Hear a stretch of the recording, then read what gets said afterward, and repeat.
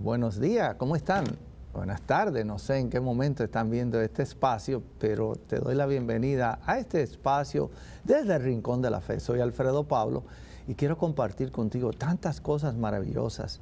Desde el Rincón de la Fe estamos viendo diferentes segmentos en que aprendemos un poco de lo que Dios quiere mostrarnos a través de su plan de misericordia y de amor. Por lo tanto, hoy en este tiempo estoy tratando un taller sobre la intercesión. El lema o el título de este taller se llama Se buscan intercesores. Y dentro de este plan de formación, que así le llamo, para motivar a otros que traten de doblar sus rodillas, levantar sus brazos ante Dios y clamar en el nombre de Jesús por tantas cosas que estamos viendo a nuestro alrededor, para que la misericordia de Dios no se detenga, sino que se siga derramando en cada corazón, en cada persona, en cada nación, en cada pueblo, en cada familia, en cada hogar. Hemos creado este taller. Así que tú puedes ser un instrumento importante si te unes a esta fuerza de la intercesión. Por eso Dios anda buscando intercesores como tú. Tú dirás, bueno, señor Pablo, yo quiero como usted. No, como Jesús lo hacía en la privacidad, en todo momento. Dice que se levantaba muy de madrugada y se iba a orar. Y nos hace falta esa fuerza de la intercesión, de la oración, para que Dios siga derramando su misericordia sobre la humanidad, sobre el hombre, sobre cada uno de nosotros en Jesucristo nuestro Señor. Hoy quiero hablar de un instrumento poderoso en la intercesión, se llama la sangre de Jesús. ¿Por qué quiero hablar de la sangre? Mire, precisamente para el pueblo de Israel, la intercesión o la sangre era algo sagrado. ¿Por qué? Porque en la sangre ellos aducían que estaba la vida del ser humano. Pero además, la sangre era un elemento importante e imprescindible, diría yo, en todo lo que se llamaba el culto expiatorio. ¿Qué era el culto expiatorio? Era el momento en que los sacerdotes presentaban su ofrenda para lograr la reconciliación del pueblo de Israel, del pueblo de Dios, con el Señor. Por lo tanto, se hacía un culto expiatorio, es decir, expiar los pecados a través de una ceremonia, ¿verdad?, que consistía en sacrificar un animal. Se usaba la sangre y se iba al lugar de la propiciación, es decir, de la reconciliación, donde se pedía el perdón del pecado. El sumo sacerdote entraba una vez al año y así lo hacía, para pedir la reconciliación del pueblo de Israel. Yo creo que esa es la labor de nosotros como intercesores, estar constantemente buscando esa expiación, pero no se hace ya como se hacía antiguamente, sino que ahora es diferente. ¿Qué se hacía el día de la expiación? Vuelvo y le repito, la sangre que se ofrecía, ahí se llevaba al lugar santo, donde era esparcida por el sumo sacerdote para purificar el santuario de las impurezas y la rebeldía de todos los pecados del pueblo de Israel, ¿no? Entonces la sangre de la víctima de la antigua alianza, su poder era solamente simbólico, y esa sangre, como no tenía esa fuerza para crear conciencia de pecado en el ser humano, Dios decide hacer una alianza con el hombre, y decide hacer una alianza ¿cómo? A través de alguien humano, es decir, su Hijo Jesucristo, que se convierte en hombre, y viene a decir, bueno, ya la sangre de cordero, de animales no son suficientes, ahora vengo yo a sustituir, a ofrecerte mi sangre. Por eso en la nueva alianza, la sangre del cordero que se sacrificaba, del animal, que era solamente válido por un año, se sustituye por la sangre de Jesucristo nuestro Señor. Por eso la sangre de Jesús en sí mismo, la sangre de Jesús en sí mismo, tiene toda la gracia, es decir, el poder necesario para purificar los pecados de todos los hombres. Y en todo tiempo, no una sola vez, sino en todo momento. Por eso recurrimos diariamente a ese sacrificio que hizo Jesús por nosotros. Entonces, ¿qué hace Jesucristo? Vienen en la pantalla y lo resumo muy bien ahí. Dice, Jesucristo nos ofrece comunión en su sangre, común unión, es decir, nos unimos con el Padre a través de la sangre del Cordero, que es Jesucristo.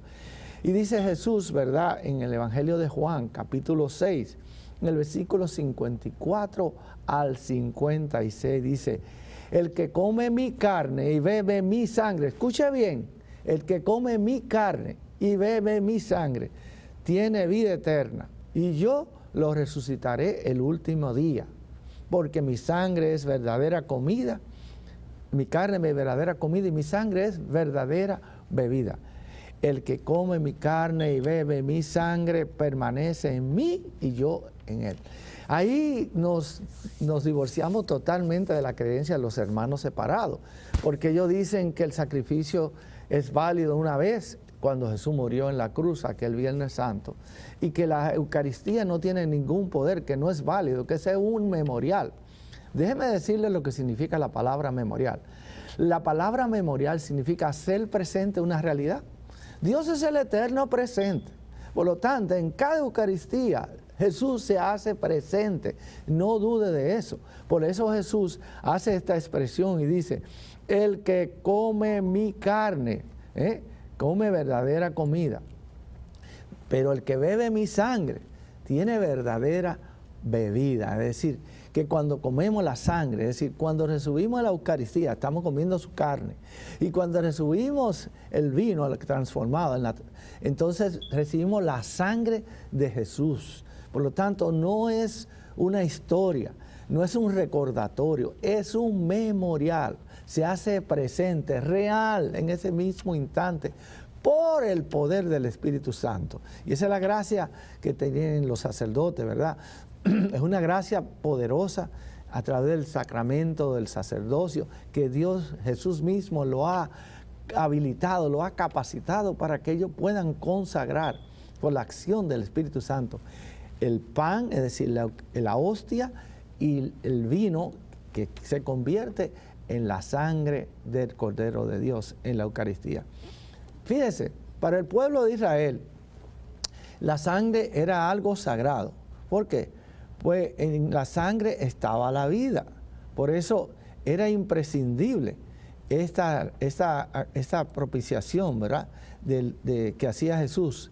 Y de esta manera, ¿verdad?, nos devolvía la reconciliación con Dios Todopoderoso. Por eso, para acercarnos a Dios, que es santo, ¿qué tenemos nosotros entonces que hacer? Tenemos que ser purificados de todos nuestros pecados. ¿Qué dije? Tenemos que ser purificados de todos nuestros pecados. ¿Y qué hace la sangre de Cristo? Bueno, la sangre de Cristo nos purifica de nuestras manchas, de nuestros pecados.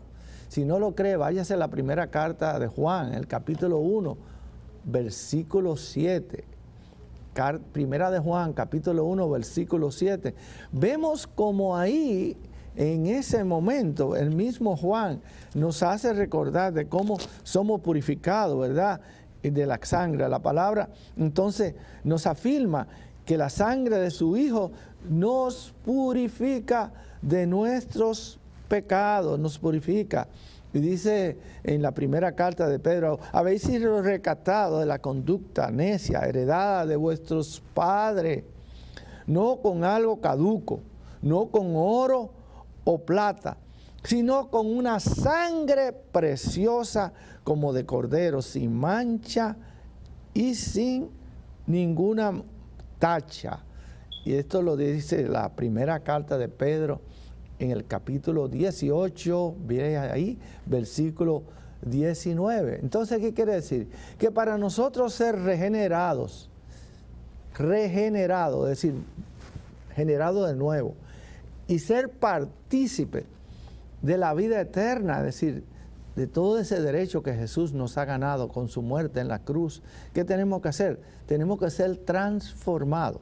Y somos transformados por la sangre del Cordero. Por eso cuando oramos siempre apelamos a esa misericordia de Dios manifestada en ese sacrificio de Jesús. Es decir, por sus santas llagas. De la llaga del costado brotó esa sangre, de sus manos brotó esa sangre, de sus pies llagados brotó esa sangre, de su cabeza traspasada por la espina brotó esa sangre. Por eso, ¿qué hace la sangre? Dice Pablo en la primera carta a los Colosenses, en el capítulo 1, versículo de 16 al 20. Dice Pablo algo muy hermoso. Y dice Pablo que esa sangre de Cristo nos reconcilia con Dios. Dice, porque Dios tuvo a bien hacer residir en Él toda la plenitud y recordar por Él y para Él todas las cosas, pacificando mediante la sangre de su cruz lo que hay en la tierra y lo que hay en el cielo. Quiere decir que hay una reconciliación completa entre el cielo y la tierra. Ahí es cuando entra el intercesor con esa labor de mediar, de interceder, de clamar en la persona de Jesús. Porque toda la humanidad caída está rescatada, está levantada en la persona de Jesucristo, en una cruz donde si antes se sacrificaba el cordero que se iba a inmolar, ¿verdad? En un lugar, ahora el lugar del sacrificio es la cruz. Yo le dije en otra enseñanza anterior que yo tenía una imagen que me encantaba y es ver a un Jesús colgado, crucificado, y mirando ese Cristo crucificado, colgado en una cruz.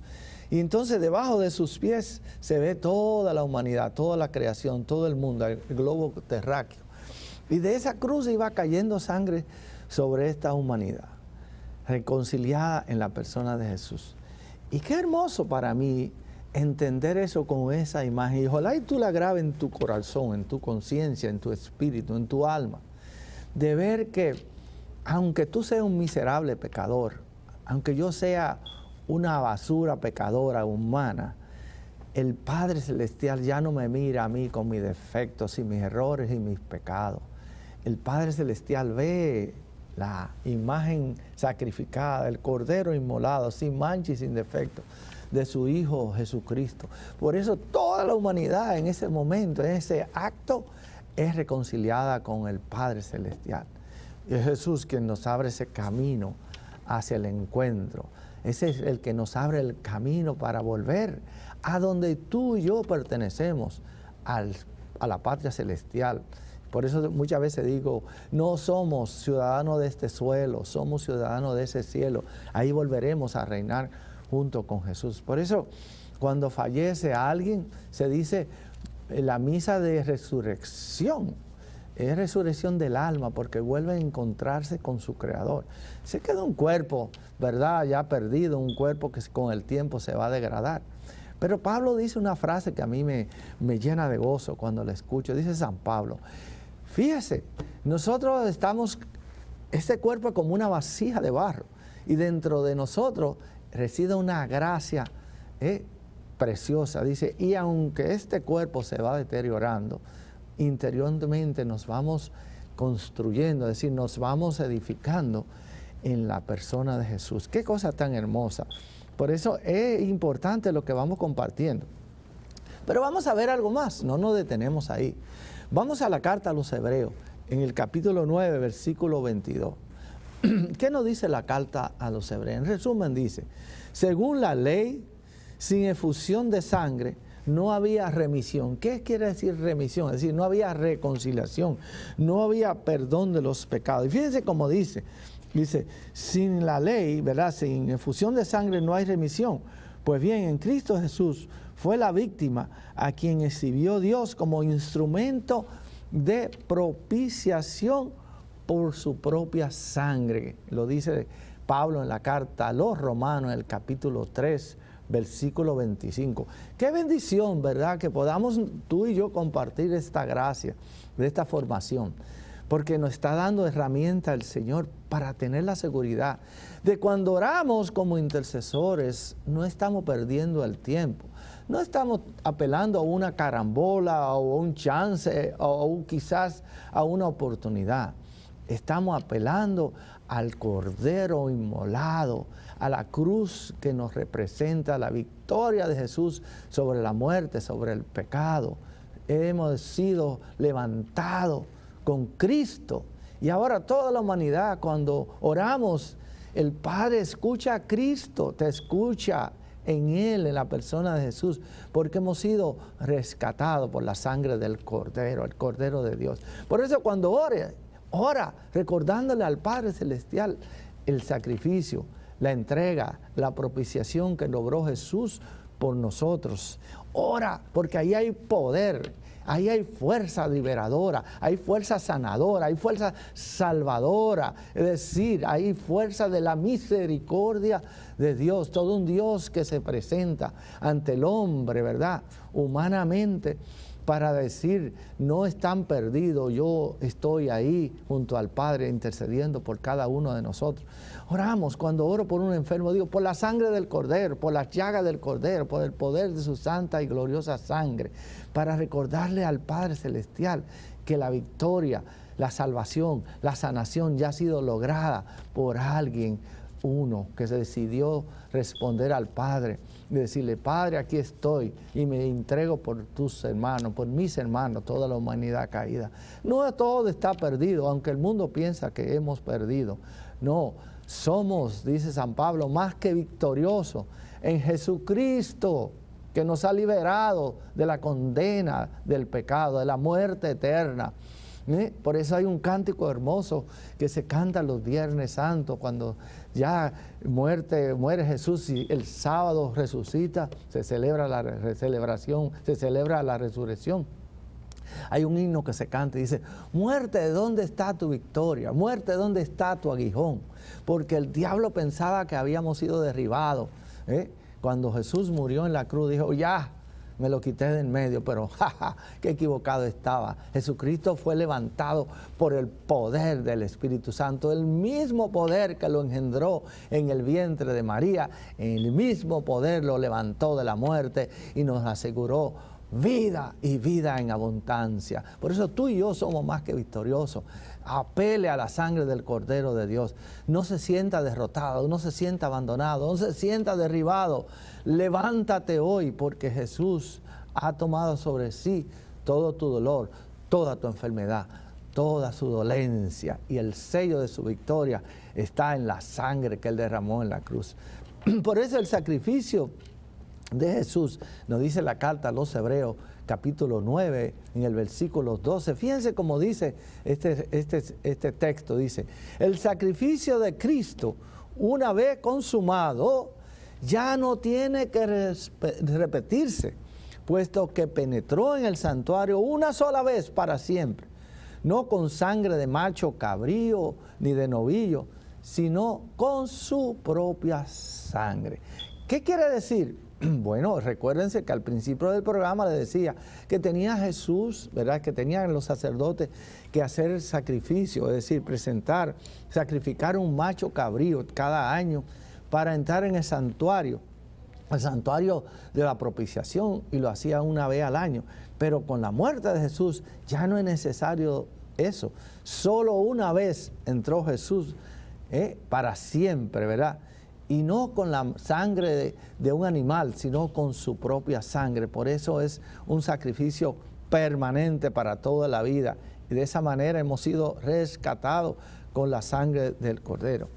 Por eso, aunque la ley nos decía, ¿verdad?, que sin efusión de sangre no había realmente reconciliación, pues por eso es que la sangre de Jesús es derramada. Recuérdese que el pueblo de Israel asume una alianza con Dios.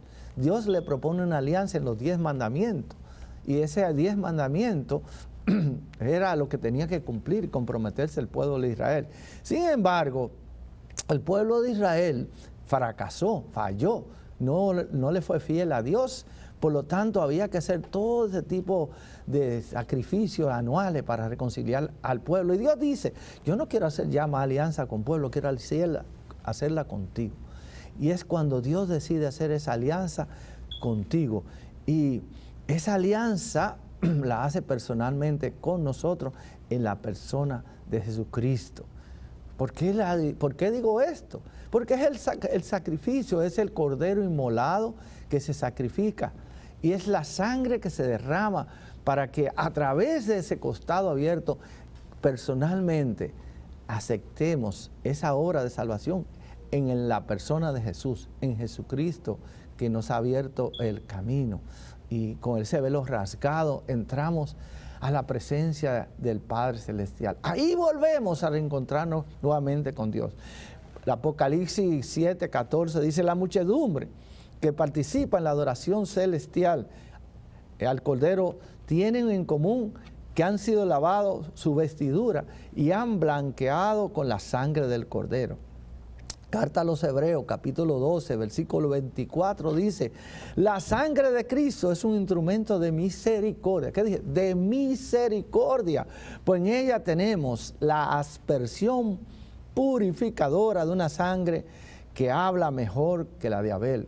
Bueno, cuando se sacrificaba, ¿verdad? Venía cuando se asumió la alianza a través de la tabla de la ley, la primera alianza, se tomó sangre y con un hisopo se aperjó la tabla de la ley, y después se aperjó con esa sangre al pueblo como significado de alianza, ¿verdad?